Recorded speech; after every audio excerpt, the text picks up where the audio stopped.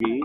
और जैसा कि फीडबैक मिला है आप सबने देखा होगा और व्यक्तिगत रूप से मैं मानता हूं कि एक बहुत अच्छे बहुमत के साथ हरियाणा में हम लोग सरकार बनाने जा रहे हैं। बीजेपी ने बहुत कोशिश करी, जम्मू कश्मीर के अंदर तरह तरह की सियासी चालें चली हैं, लेकिन वहाँ पर भी मुझे लगता है कि स्पष्ट बहुमत हमारे अलायंस को मिलेगा। कुछ पर्दे के पीछे, कुछ पर्दे के सामने बहुत सारे सियासी खेल खेले गए, लेकिन वहाँ के लोगों ने 10 साल बाद जो चुनाव हुए हैं उसमें मुझे लगता है कि जम्मू के संभाग के लोग भी और कश्मीर के भी सब लोग मिलकर कांग्रेस एनसी के अलायंस को बहुमत देंगे और दोनों राज्यों में हम लोग सरकार बनाएंगे। ये जो चुनाव हुए हैं दोनों जगह, ये बदलाव के चुनाव हैं। जम्मू कश्मीर में गवर्नर साहब के माध्यम से ही केंद्र सरकार और बीजेपी अपना शासन चला रहे थे कि लोगों ने बदलाव को वोट दिया है, अच्छे प्रतिशत में मतदान हुआ है, वोट परसेंटेज हाई हुआ है और मुझे लगता है कि हम लोग दोनों स्टेट्स में अच्छा सरकार बनाने में अपनी हम कर पाएंगे। और जहाँ तक कौन नेतृत्व करेगा उसका चुनाव देख प्रक्रिया है हमारी पार्टी में कि विधायक दल की मीटिंग होती है, अब जब दिल्ली से जाते हैं अपनी रिपोर्ट पार्टी अध्यक्ष को देते हैं और सेंट्रल लीडरशिप विधायकों की सलाह के बाद निर्णय करती है कि कौन हमारे विधायक दल का नेता बनेगा। अब राजस्थान में भी खास जो विधानसभा सीटें हैं उन पर उपचुनाव है, लेकिन तारीख तय नहीं है। अब ये तो वो पार्टी है जो वन नेशन वन इलेक्शन की बात करती है। अभी झारखंड और महाराष्ट्र के चुनाव होने बाकी हैं। उम्मीद करते हैं कि उनके साथ ही जो 7-6 विधानसभा हमारी हैं और 10 उत्तर प्रदेश में हैं, कई लोकसभा सीट खाली पड़ी हैं, तो बहुत जल्द चुनाव होंगे। लेकिन राजस्थान के अंदर जो हालात आज बने हुए हैं, एक तरह की अनिश्चितता बनी हुई है। लोगों को मालूम नहीं है कि सत्ता का केंद्र क्या है। इतने सारी सत्ता के केंद्र हैं, संगठन कुछ बोल रहा है, सरकार कुछ बोल रही है, मंत्री इस्तीफा दे रहे हैं, उनको मनाने में लगे हुए हैं। जब गवर्नेंस में इतना कंफ्यूजन होगा तो डिलीवरी कैसे होगी। आज 1 साल हुआ नहीं सरकार को और अपना इकबाल सरकार ने खो दिया है, अपनी विश्वसनीयता खो दी है। और अब गाँव में जाइएगा, सारे विकास काम ठप पड़े हैं, ना धनराशि आ रही है, ना अधिकारियों में कोई सरकार का कोई डर खौफ है, कोई जिम्मेदारी नहीं है, कोई जवाबदेही नहीं है। तो इतनी जल्दी सरकार से लोगों का मन उठ जाएगा, हमने कल्पना नहीं करी थी। लेकिन दुर्भाग्य है कि सरकार अभी रहेगी, 4 साल और उनको काम करना है। लेकिन जो अभी तक जो हमने सरकार का कार्यकाल देखा है वो बहुत ही निराशाजनक है। कल में इतना भीषण हादसा हुआ कि 5 लोगों की मौत हो गई। अवैध बजरी के कारोबार लगातार पनप रहे हैं। भाई मैं तो जितनी बार भी लोगों से कह सकता हूँ, मैं कहता हूँ कि सरकार को सिर्फ भाषण नहीं देना चाहिए, ठोस कार्रवाई करनी चाहिए।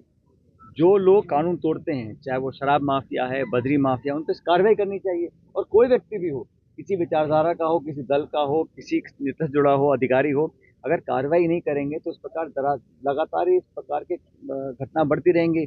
इतने लोग मारे जा रहे हैं और धड़ल्ले से चोरियां हो रही हैं, सरकार नियंत्रण नहीं कर पा रही है क्योंकि लॉ एंड ऑर्डर कोलैप्स हो चुका है।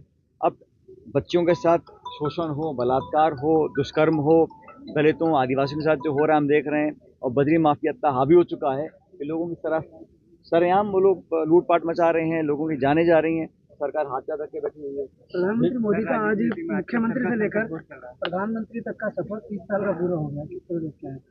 उनका तो पूरा हो गया, लेकिन जनता का क्या होगा। आप तो राज कर रहे हैं, लेकिन शासन के नाम पर आपने किया क्या है। आज हर वर्ग परेशान, हिंदुस्तान में मध्यम वर्ग हो, किसान वर्ग हो, छात्र हो, नौजवान हो, किसान हो, और खासकर हमारे आदिवासी दलित भाई बहन, सबके मन में जहन है एक भविष्य में क्या होगा। शिक्षित लोग बेरोजगार हैं, कोई सरकार समाधान ढूंढ नहीं पा रही है। आज भी वही घिसे पिटे भाषण बार बार बीजेपी के नेता दे रहे हैं। और मैंने तो देखा है कि जब हरियाणा के चुनाव थे तो भाजपा के बड़े नेताओं ने वहां से अपना हाथ खींच लिया, तो उनको लगा कि यहाँ चुनाव नहीं जीतेंगे तो प्रचार कम कर दिया, सभाएं कम कर दी। पहले तो जो चुनाव होते थे नगर निगम के, उसमें भी प्रधानमंत्री की शक्ल यूज करके उनका नाम और भाषण चलाते थे। अब उनको लगा कि हम जम्मू कश्मीर और हरियाणा में हार रहे हैं तो अपने हाथ खींच लिए उन्होंने। वो भी असलियत को समझ रहे हैं। और इन चुनावों के बाद, जैसा राहुल जी ऑलरेडी कह चुके हैं, वो कल महाराष्ट्र में थे, हमारी पार्टी की पूरी तैयारी है और हमारा गठबंधन मजबूत सरकार महाराष्ट्र में बनाएगा। लगातार बयानबाजी चल रही है कि राजस्थान में सत्ता नहीं सर्कस चल रहा है, सर्कस सबसे चल रहा है, कोई घूम चल रहा है राजनीति। मैंने खुद ही कहा ना आपको कि 1 साल से कम समय हुआ नहीं है और सरकार में मल्टीपल पावर सेंटर बन चुके हैं। संगठन सरकार में कोई तालमेल नहीं है, सरकार का इकबाल नहीं है, डिलीवरी हो नहीं रही। वादे पूरे करना छोड़ो, जो काम हम चालू कर गए थे उन कामों को पूरा नहीं कर पा रहे हैं। धनराशि आवंटन नहीं हो पा रही है, स्कीम्स पूरी नहीं हो पा रही हैं, निर्माण काम ठप पड़े हैं, बिजली पानी की हालत हम लोग देख चुके हैं। तो सरकार जब बनती है तो जनता की वोट से बनती है। आप उनकी उम्मीदों को पूरा नहीं कर पाए और लगातार सेल्फ गोल करते रहें, जनता कब तक बर्दाश्त करेगी? आदिवासी इलाके में राष्ट्रपति का दौरा कोई सियासी मसला? सर विपक्ष अपना धर्म नहीं निभा रहा। अच्छा, आप देख रहे हैं, बयान दे रहे हैं।